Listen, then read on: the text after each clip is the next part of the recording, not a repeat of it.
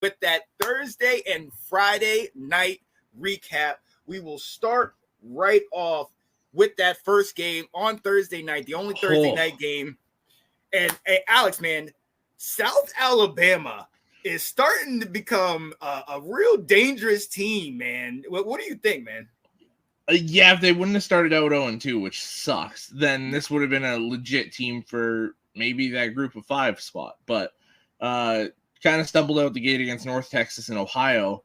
But these last 2 weeks, good Lord, I know it was Northwestern State, an FCS school last week, but 87-10, and then this one 48-14. They got that offense rocking. They're scoring all 3 phases. They are imposing their will. Whatever they want to do, they're doing. And App State's no slouch. This is a team that's played we've seen them take teams out over the last couple of years. We were just talking about JMU. App State's done the exact same thing. So these are 2 good teams, and one kind of separated themselves from the other in this game. Oh, yeah, absolutely. I mean, and to your point, in the last 2 games, they scored, I believe, 135 points in those 2 weeks. And I think that's, what are they, the Sun Belt? That's a 135-24 is the score differential. Yeah. Yeah, in 2 weeks. I mean, come on. And even in this game, if I'm not mistaken, App State was the favorite. I think so. Yeah, I mean, I'll look it up here, but yeah. So, but to your point, man, like what they've been able to do these last 2 weeks against, obviously Northwestern State's one thing, but like we said, App State's a formidable force. This kind of speaks volumes to, I mean, they're really hitting their groove at the right time. Yeah, to go into their house and do that like that. Freaking, oh my God, just looking at the stats here, you've got the quarterback. The stats don't really wow you there. 16-24, 154 yards, 2 touchdowns, no picks. But he also rushed 7 times for 105 yards and a touchdown. Fluff Bothwell, their main running back, 14 carries, 116 yards, 2 touchdowns. They ran for 320 yards in this game. Jeez. On 43 carries. That's almost 7.5 yards a carry. What good? Insane. And 5 rushing touchdowns, 2 passing touchdowns. Yes. They completely dominated this ball game, won the time of possession, won the rushing, like you said, and outrushed the other team 320 to 119. You know what I mean? Almost 500 total yards. And look, South Alabama is one of these teams that you got to pay attention to. Hopefully they can keep this thing up and keep running. But what we've seen in these last 2 weeks, hey, everybody's sitting here talking, hey, these games on Thursday and Friday, they might not mean something. Y'all need to start paying attention because really keep an eye out for them next week. South Alabama goes to Death Valley. They play LSU. Do not sleep on South Alabama next week. That's a good test for LSU. Come on now, man. I'm hyped to see that. I'm definitely hyped to see that. All right, look, let's move on down the list. You have a score that's crazy in the last 2 weeks like that. Then you have this game where Stanford at the end gets the W over Syracuse. We've been talking about Syracuse and Kyle McCord and all this, but first and foremost, this is the first time that I'm really looking at this like, this is an ACC conference matchup, ladies and gentlemen, with Stanford coming all the way across the country and playing in this game. Look, this came down to the wire, and it was back and forth. I think what really stole the show for me, and you talked about it yesterday, Eric, help me with his last name. So Elic Iomenor. Yeah, Elic Iomenor. That Canadian one-handed, the one-handed catch back behind his head, a la OBJ. Come on, man. And he had a coming out party a year ago against Colorado. We saw he balled out then. He has been continually making a name for himself. But talk to me about this game, man, because this was a surprise. I thought Syracuse was going to take this.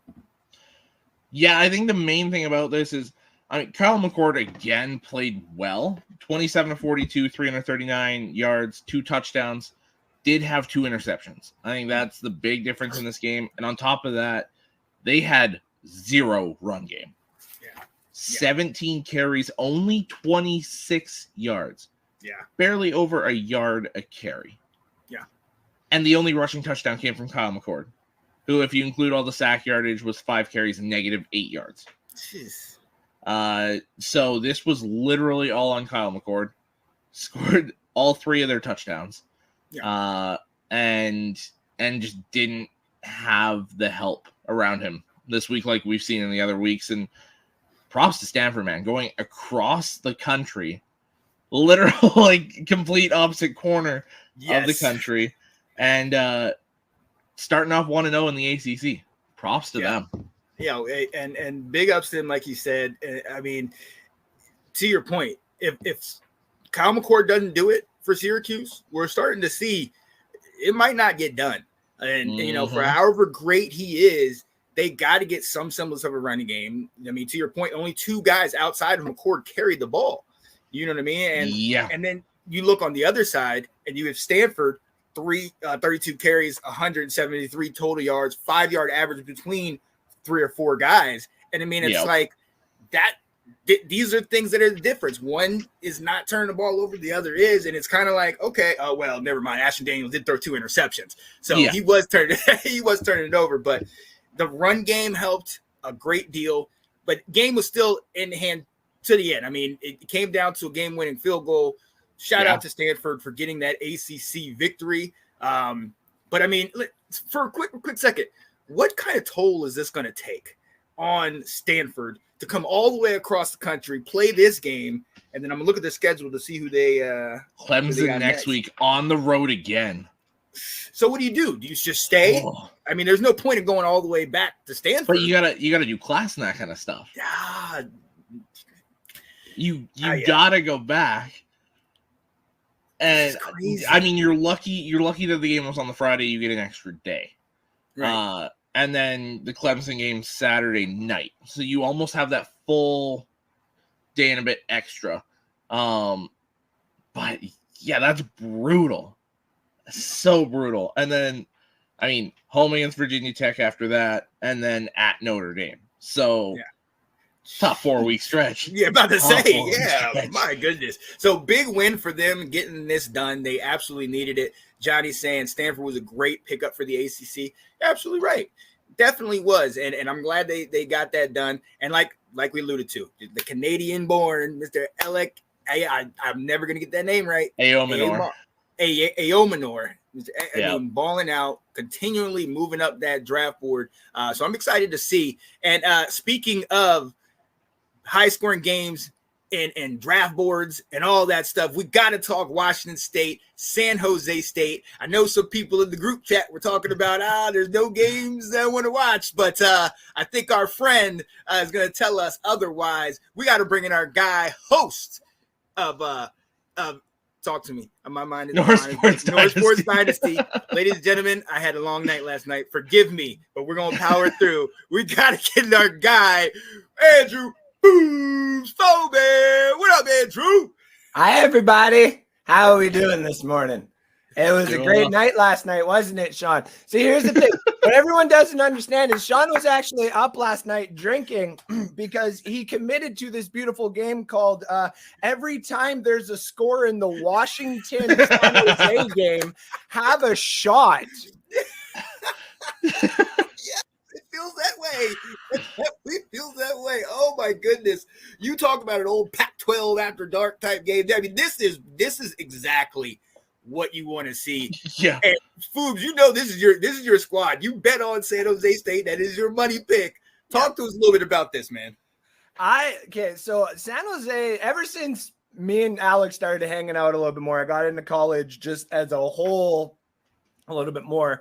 And obviously it hasn't been fun, watching these guys the last few years. So I've had to go out and start monitoring other fun squads. And San Jose State, I always like their colors. The logo was somewhere in my youth that I'm still trying to figure out where exactly it was. But the actual good Spartans logo. But yeah. Bang, bang. Go green. Go green. Go white. Yeah. See, Nope. Hey. So for me, they've made me a lot of money, surprisingly. to the point where I almost bought a jersey of theirs just because of the amount of money that they've actually won me over the last couple of years. So last night was actually a game I was trying to get to in real life.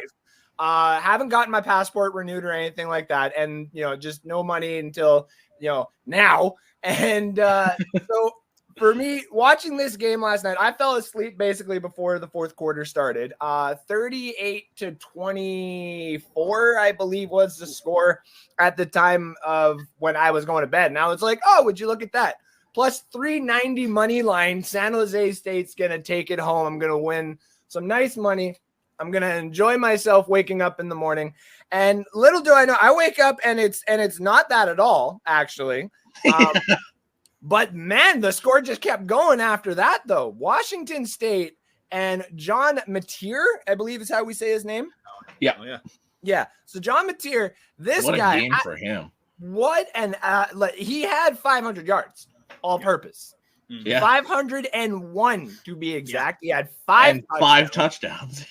2 interceptions, which that's totally fine because the Emmett Brown on the other side there, he had 4 touchdowns as well, had 1 rushing, but he's -9 for rushing, which college football and their quarterback rushing stats, I stopped betting on that a long time ago.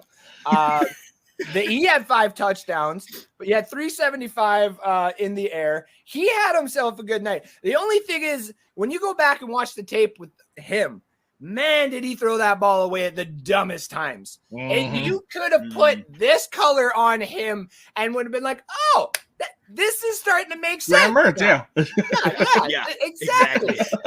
But no, this was a fun game.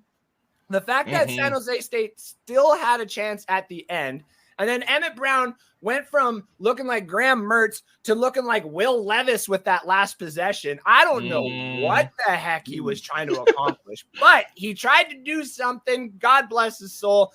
54-52, 106 total points between the two teams. The over-under was set at 55. I literally told the gambling chat too. I was like, I'm not touching this game. Like, I'm going to put 250 on San Jose State because I always do. But as the general pop of this game, it was like plus 13, everything like I'm not going to touch it. I'm going to enjoy watching it. And oh my God, did I ever. Yes. Well, I mean, you look at this game with that score that we have, it was tied at 17 at the half. Yeah. And then San Jose State comes out with a 21-0 third quarter. Yep. And then freaking Washington State comes out with a 22-8 fourth quarter. Like, good Lord.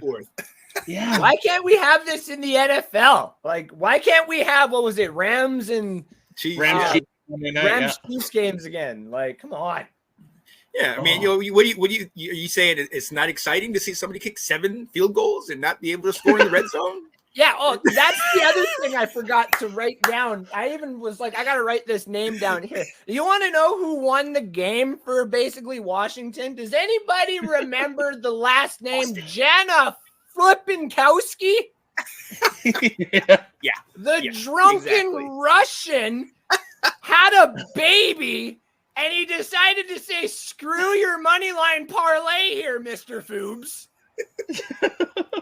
My goodness gracious. That guy is awesome. He actually had a 5-yard run too, from what I saw.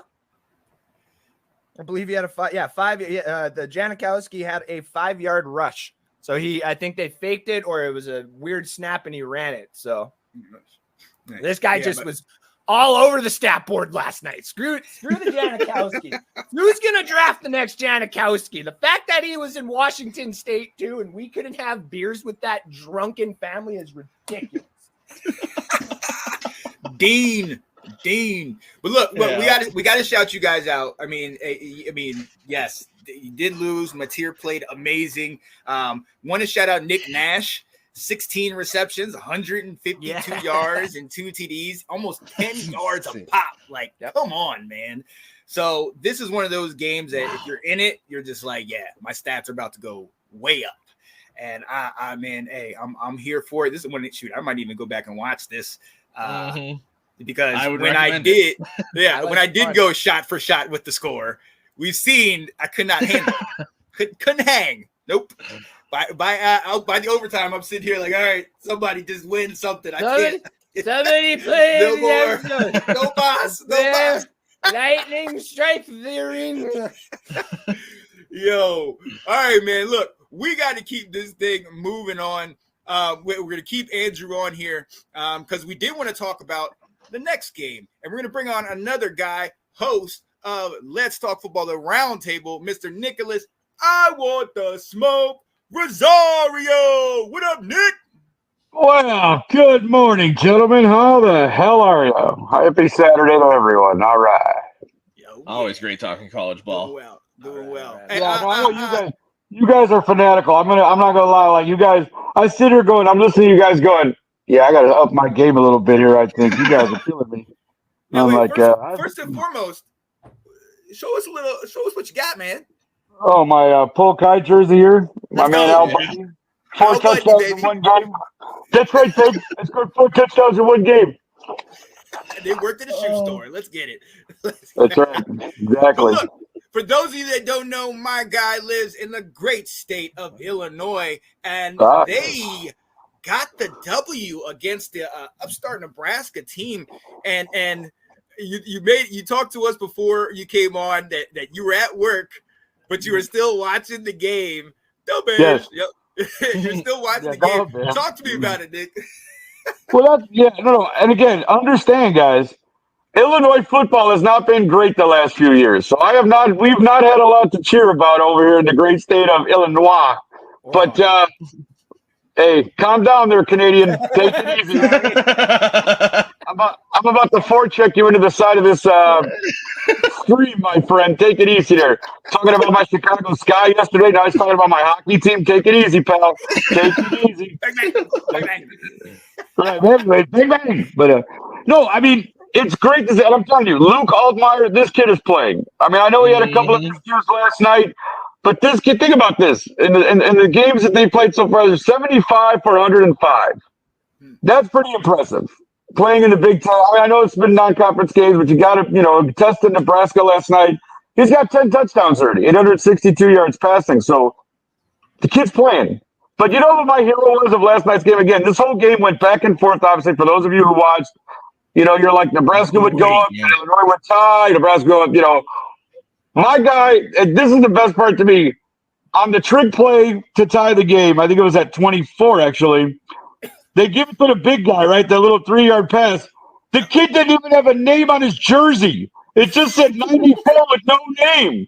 Like this kid, I guarantee you next week his name is on the back of his jersey because he scored the touchdown. Like everybody wants to know who this kid is. Nobody knew. Because I laughed when I saw him, like, hey, that kid doesn't have a name on his jersey. Who is he? But hey, that's how you do it, man. You got to pull out all the tricks. But my guy from last night, again, an impressive win for Illinois. The year has been great so far. Like, you go on the road to Nebraska. You're both ranked, 24 and 22 during last night's game. And you did everything you had to do to win it. And these are games that Illinois would not win in the last few years because they just didn't have enough to get over the top. And so now you're like, no, we're in this, and I wasn't panicking. I'm watching. I'm like, all right, come on, guys, we got this.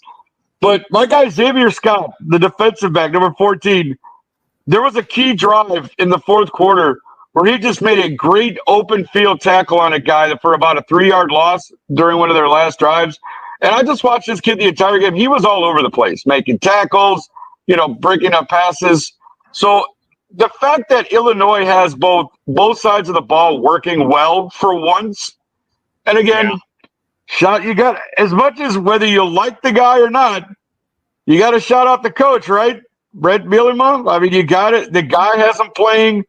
Illinois looks impressive. Again, hopefully this puts them into the top 20. We'll see, but it really should. But the AP polls are crock of shit anyway, so. Well, they are, Alex. I won't deny that. But, again, you hope that at least this is a good victory for Illinois. You keep it's interesting, too, because, again, in the last few years when you've seen, through the Lovie Smith era and everything, they just didn't look like they had a lot of fight in them. Mm-hmm. This team, looks like they have the fight. Like they're in there, they're scrapping, they're doing what they need to do, making plays, tackles, everything. It's fun to watch. And again, as I said, I haven't had a lot of time this year to watch a lot of college games, but the fact that I got to watch it while I'm at work was a bonus. So I hope my boss isn't watching this, even though he knows we were watching, because he said that. I just have to tell this real quick. It's funny to me. We're watching the game, obviously, like we're working, but TV's on.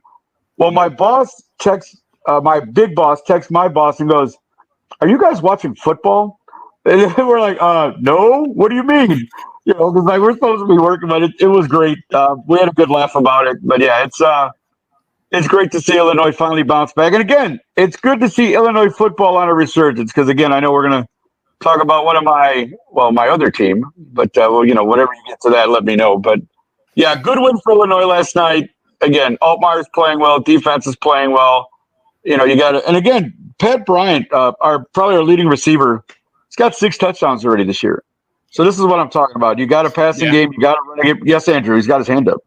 I just wanted to say about Illinois too. Gabe Jacobs has been one of my favorite players to watch the last couple of years, and man, he is going to make some teams so happy when he gets to the NFL.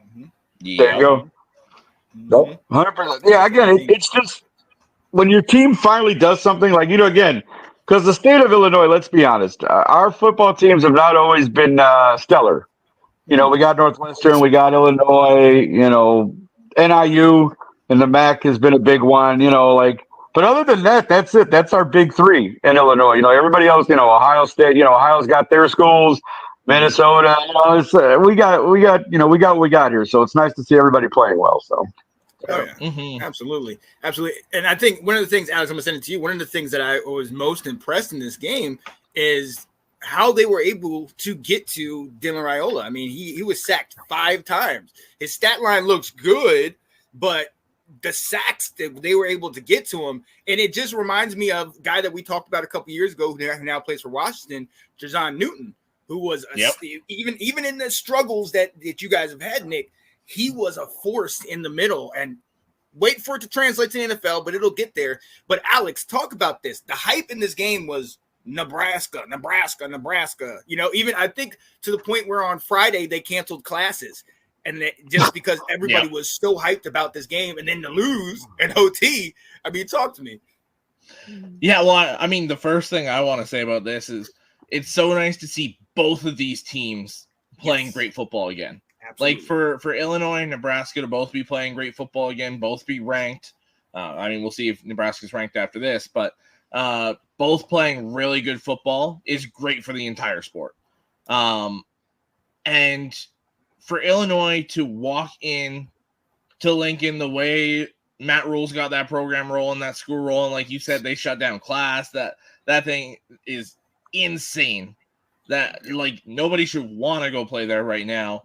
Illinois walks in, handles business, controls the line of scrimmage, and gets after Raiola, makes the 18-year-old kid actually have to think.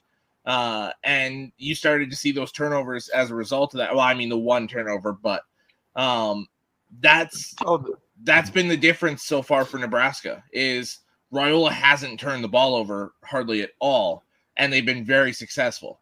Turned the ball over in a key spot yesterday, and that was the nail in the coffin. So, great performance by Illinois. This kind of starts to push them up the rankings in the Big Ten there. And I mean, the reason I say the AP poll ain't worth a damn, I'd have both Illinois and Nebraska over Michigan right now, and somehow we're still ranked above both of them. So,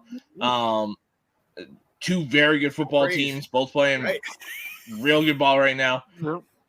Hey, like that, they're playing a lot better than we are. I'll say that. My